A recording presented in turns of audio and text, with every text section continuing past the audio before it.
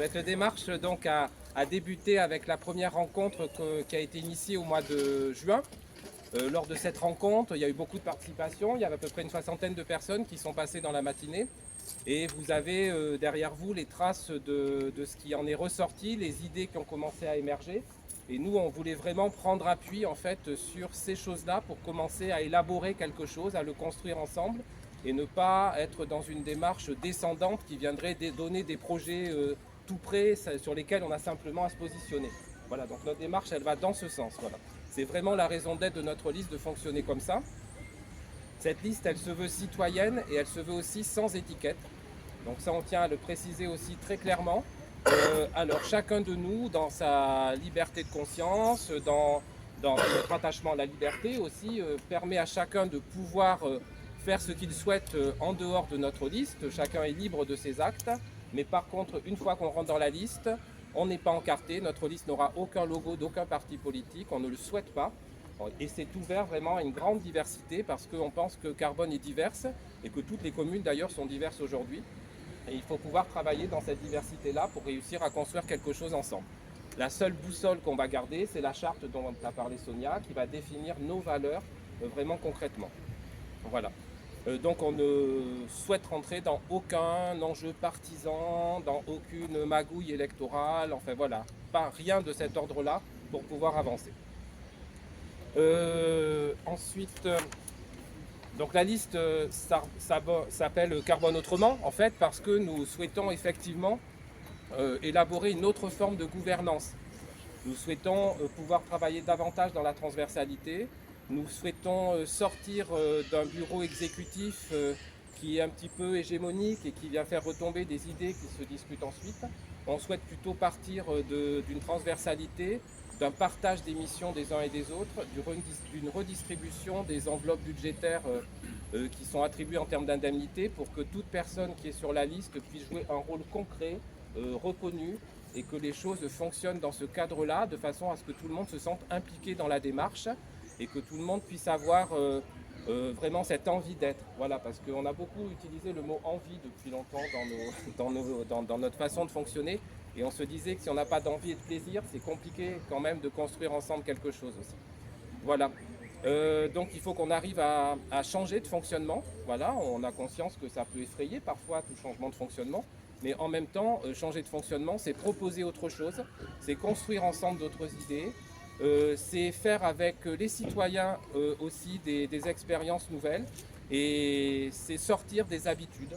Voilà, et il est nécessaire sûrement, alors certes l'expérience elle a sa place, elle est importante, on est deux sortants d'ailleurs avec Bastien, donc on a quand même une certaine connaissance de l'organisation, mais l'expérience elle ne fait pas tout, l'expérience elle peut scléroser aussi, et nous on espère vraiment qu'il y aura quelque chose qui fera émerger des idées nouvelles.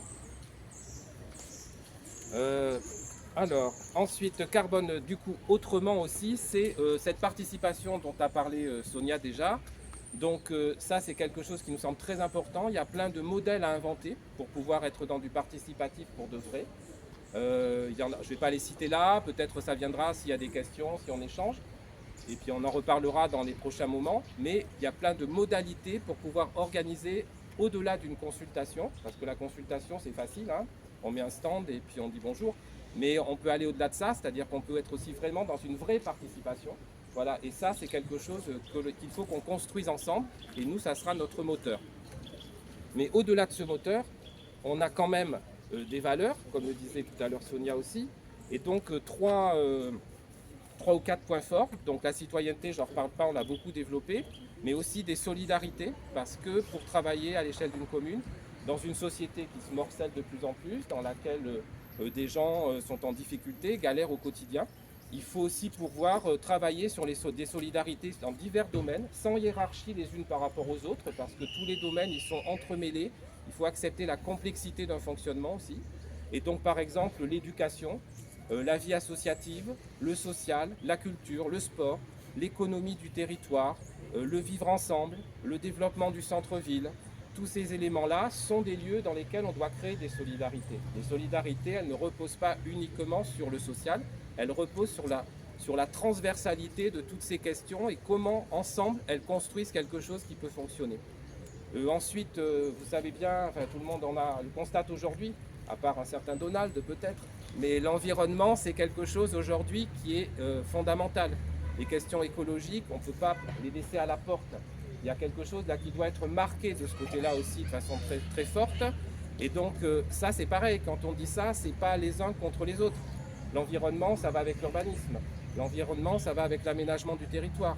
Il ne s'agit pas de développer un sans développer l'autre, parce que si l'on fait ça, à un moment donné, on va mettre en avant un aspect et on ne va pas travailler le reste. Toutes ces choses, elles sont liées les unes aux autres. Donc les circulations, par exemple, c'est un bon exemple. Ça lie environnement et ça lie aussi urbanisme et ça lie aussi écologie. Ça peut même lier sécurité. Hein, c'est-à-dire qu'il y a plein de choses qui s'entremêlent les unes aux autres qu'il faut pouvoir du coup faire travailler ensemble. Et ensuite, un autre point qui nous semble important aussi, c'est le vivre ensemble et la sécurité, ou la sécurité et le vivre ensemble. Comment est-ce qu'à un moment donné, sur un territoire, on va pouvoir aussi arriver à faire fonctionner ces deux choses ensemble. On peut entendre ici ou là, moi je me sens insécure. On peut entendre aussi ici ou là, comment est-ce qu'on fait pour refaire du lien entre les gens. Ces choses-là, elles se travaillent conjointement pour réussir à pouvoir construire là aussi des projets qui vont le favoriser. On a la chance à Carbone d'avoir un très gros tissu associatif. C'est un vrai point d'appui pour construire tout ça. Voilà, donc on se situe vraiment dans quelque chose qui ne se veut pas une utopie, mais qui est bien un besoin, une envie dans l'intérêt général pour la population carbonaise, mais aussi au service de tous. Être élu, c'est quand même être au service de la population qui nous a élus, et ça c'est important de le garder.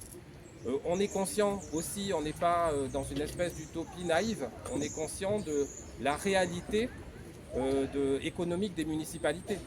Vous savez tous aujourd'hui qu'il y a eu des coûts budgétaires qui sont assez drastiques dans les municipalités. Donc on sait très bien que faire des projets, ça ne se fait pas comme ça en claquant des doigts. Hein, il y a tout un tas de choses à pouvoir mettre en place, voilà. Et ces réalités économiques, il faut les prendre en compte pour faire. Il ne s'agit pas non plus de vendre du rêve qu'on ne peut pas réaliser. Parce que sinon, ça serait à l'inverse de notre démarche. Voilà, donc moi je vais peut-être terminer en disant que c'est une démarche que l'on veut respectueuse, que l'on veut exigeante, que l'on veut transparente, que l'on veut ouverte, inventive, participative et joyeuse. Et on espère vraiment qu'il y a des gens qui vont venir s'agréger autour de nous pour développer tous ces projets dont la ville a besoin. Et je vais laisser la place maintenant, je crois, à Thierry, qui va vous parler de sa place à lui.